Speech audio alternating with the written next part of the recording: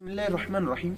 बाज़ लोग ये कहते हैं कि शैतान हमें वसवसा दिलाता है कि अल्लाह तबारक व तआला को किसने पैदा किया। तो देखिए हदीस पाक का मफ़हूम है कि हदीस पाक में आया है कि शैतान जो है इंसान के पास आता है और ये कहता है कि फ़लाँ चीज़ को अल्लाह तबारक व तआला ने पैदा किया, फ़लाँ चीज़ को अल्लाह तबारक व तआला ने पैदा किया, फ़लाँ चीज़ को अल्लाह तबारक व तआला ने पैदा किया। तो अल्लाह तबारक व तआला को किसने पैदा किया? तो हदीस का मफ़हूम यह है कि जब शैतान तुम्हें ये वसवसा दिलाए कि अल्लाह तबारक व तआला को किसने पैदा किया, तो उस वक्त आऊज़ बिल्लाहि मिनश शैतानिर रजीम पढ़ लेना चाहिए ताकि शैतान दूर हो जाए और ऐसे वसवसा उसकी तरफ तवज्जो नहीं देनी चाहिए। अगर शैतान ये वसवसा दिलाता है कि अल्लाह तबारक व तआला को किसने पैदा किया, तो इस वसवसे की तरफ अपना ध्यान नहीं लेकर जाना चाहिए। उस वक्त जो है आऊज़ बिल्लाहि मिनश शैतानिर रजीम की कसरत करनी चाहिए। अल्लाह ताला मुझे और आपको इल्म दीन हासिल करने की तौफीक नसीब फरमाए ताकि हम इल्म दीन हासिल करें, हमारे लिए ये मसाइल सीखना आसान हो जाए।